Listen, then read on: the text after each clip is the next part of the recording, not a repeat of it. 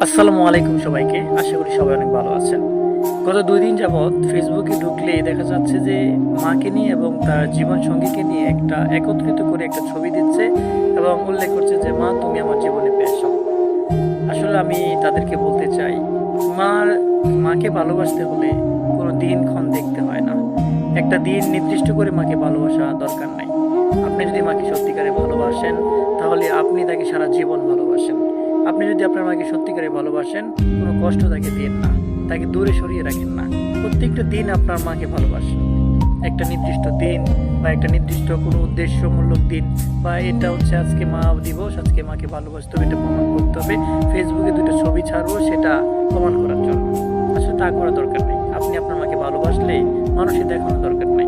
আপনার মার পাশে থাকেন এবং মাকে বলেন যে, "মা তোমার যা দরকার আমি দেব। আমি তোমার সন্তান, তোমার পাশে আছি।"